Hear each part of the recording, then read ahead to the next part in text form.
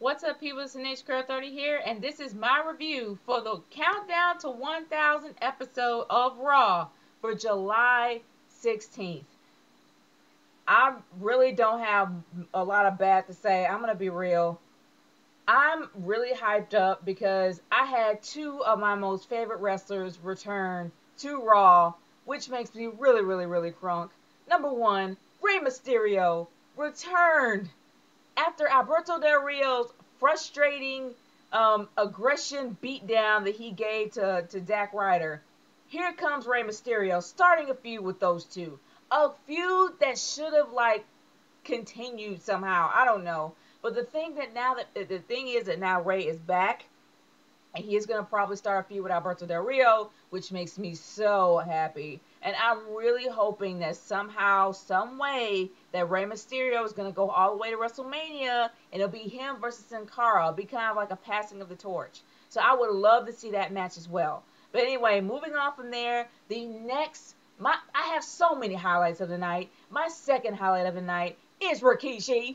Freaking Rikishi comes back and lays the smack it down on Heath Slater. You have no idea how happy I was. Not only that, he had a dance with his sons. The fact that he did the Rikishi dance with his sons, I have missed that. I mean, just staring at that giant butt in your face. I mean, honestly, I seriously miss Rikishi. I really do. I mean, the Divas try to copy his stink face, but they can't do it because they don't have enough back there. They're not. I'm sorry, they're not ready for that jelly, and they're not too bootylicious to back that stuff up. He's bootylicious, and I really, really, really, really, really miss Rikishi for that. But anyway, let's talk about the opener. Now, CM Punk pretty much came back after a not so bad pay per view. Pretty much talking about how like about a year ago he made his epic promo that practically not only changed his career but changed the outlook of the WWE and also got people ready for Money in the Bank and got people crunk for Money in the Bank. And I completely forgot that they did have a Raw Roulette that night. And who would have ever thought he would have made the declaration that he is going to be champion, and he ended up becoming champion. Not only that, he took the belt out of the freaking arena just when his contract was about to expire. So who would ever thought? Who would ever thought that he would come back to the same place where it all began for him in his career? Probably the best setting for his character. He was the anti-hero of the PG era at that point in time, and then look at him now. He is now a babyface. But anyway, the Big Show pretty much said everything that we've already known for many, many, many, many, many long years. That's pretty much John Cena does run the show, and how he had a really big stupid announcement that he announced on Tout, that he had an announcement about Money in the Bank, and I will get to that a little later. But let's talk about some more matches that happened. Why on earth was there a tag team match? A tag team championship match at that? With the primetime players versus the Puma Truth? Why? Here's my question. Why didn't this happen last night? Why didn't they have a number one contenders match where they've already had number one contenders? Why didn't the fact is the primetime players should have had a number one contenders match at Money in the Bank, and it should have went on that night that they actually had a title match had a title match at Money in the Bank with the Boom and Truth instead of actually having a title shot tonight. That's title shots, in my opinion, like that should be for a pay-per-view. I understand, I really do understand US, and I understand possibly Intercontinental, but not the tag team championships. Not the tag team, not the WWE, or not the World Heavyweight. Maybe every once in a while during special moments. I understand that. But no, I really wouldn't have done it tonight. But it wasn't a bad match, but it had the same predictable outcome. Boom and Truth wins. And honestly, I know a lot of people may like AW being on his mic because the fact is, I understand that he's trying to be a good heel manager. But good grief, it is taking all the attention away from the match. And the crowd is getting annoyed by it. It's not really doing him any good. It's not getting him any heat. It's not getting him any kind of anything. It's just doing nothing but annoying people and literally taking the attention away from the match. It's not a positive thing. I mean, Lay Cool tried it. It didn't really work for them either. That's the reason why they got rid of the mics. And I think that he should get rid of his mic. And I was really looking forward to possibly Kofi Kingston slapping AW1. Like, seriously, like he was going to do last night. But anyway, that didn't happen. But honestly, it was, in my opinion, the main event of the night. Now, the main event of the night was supposed to be all about John Cena, but the main event of the night was pretty much all about AJ and Indy Bryan. Let's face it. When it comes to Daniel Bryan, the fact is, I don't really necessarily understand the whole... I don't get it. What made him want to go from being a heel? He was probably the most dastardly heel he could ever be. He treated AJ like crap, and she literally went through it like a puppy dog. And I know that's a part of the storyline, but the thing is that it just didn't have a good transition. I'm sorry, I am all about transitions. And it was a horrible transition when it came to Daniel Bryan becoming a face. There was no reason for him to become a face, in my opinion. None. No rhyme or reason at all. Was it the fact that she proposed to the CM Punk? Was it the fact of, I don't know, the fact that she was about to walk away? What? I don't know. Or what she did last night? What? I don't know. He really did not make that clear. It wasn't a clear reason why he decided to marry her and propose to her. And after everything that he has done to her, it didn't really make any sense for her to say yes either. The whole story was a little bit off, in my opinion. But either or, they had a mixed tag match with Eve pretty much contesting the fact that her partner left her, and she ended up getting The Miz. So The Miz ended up making his debut on Raw after a few months being gone, filming the Marine. So, as usual, we know how that match ends. The faces won, I guess. I mean, I guess AJ is now becoming a face. She was a crazy chick. I mean, she was a crazy chick for nearly a month now. And now Daniel Bryan, who was a heel for several months, is now becoming a face. So I guess that AJ was becoming a face too? That's the only thing that bothers me. And now they're getting married. And now they're going to be getting married on Raw next week. Can we say a DX moment?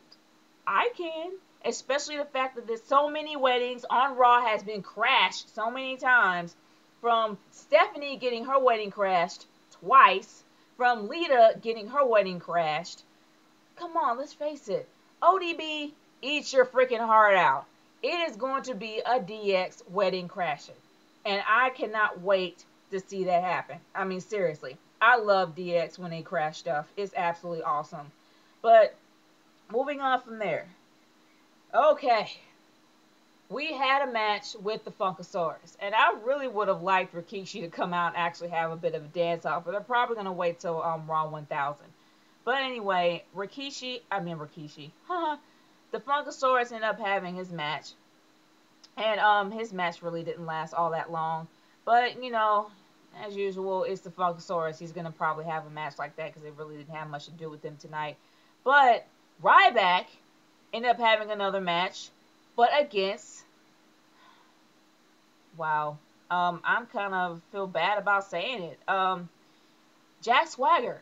Yeah, he kind of completely destroyed Jack Swagger. But it wasn't a burial. It wasn't anything like that. They had a decent match going on, but still, I'm just looking for that one special person, that one special powerhouse to come out and literally make Ryback work for it. Like, literally give him a run for his money. That is pretty much all that I am looking for, straight up.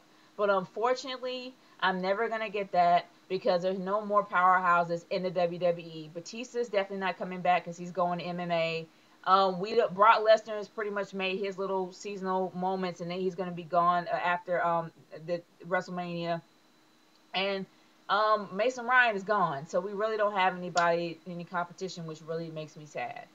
But moving on to the main event of the night. The main event of the night was the Big Show. Oh wait, there is a moment that I have to go back to. Dolph Ziggler and Chris Jericho. They had their little moment. They had, in my opinion, That was pretty good mic work coming from Dolph Ziggler. And he has improved greatly. He really, really has. I actually absolutely like that moment because we all thought that Chris Jericho was just sitting there and taking it. But Chris Jericho is not only a man of words, he's also a man of actions. And it would have been nice for him to actually make a retort because Chris Jericho's character, it's all about Mike. It's all about tearing you down with your words. The guy happens to be he's really, really great, and he has a really snapping, biting wit on the mic. He will hurt your feelings without even trying. And it would have been nice for him to actually say something, but I guess at that point, actions speak louder than words. So, well, we all know what happens, but it's actually pretty nice for me. I actually like this because of the fact that Dolph Ziggler is going to have a feud with a major legend. He is having a feud with Chris Jericho, and I think that's probably great, stupendous for his career. Now, moving on to the main event of the night. The main event of the night was CM Punk versus The Big Show. This really wasn't all that bad. This was a pretty decent match, but honestly, it wasn't so much all about that. It was all about what John Cena was going to do. Was he going to come out and cash his money in the bank? Was he going to come out and cash money in the bank tonight? Was he going to wait till WrestleMania? Was he going to wait till SummerSlam? What? We don't know. Until he said it. He is going to cash in at the 1000th show of Raw. What is with the 1000th show of Raw? Really? What is the big freaking deal about the 1000th show of Raw? You literally neglected this pay-per-view for something that comes on primetime cable? What is the big deal? I don't know. Does anybody know? Is there something I'm missing? Yeah, sure, it is a milestone to reach 1,000 episodes. Do not get me wrong. But if it's the fact that you literally override your own pay-per-view to promote this thing, something's wrong. You get more money with your pay-per-views than you do on basic cable.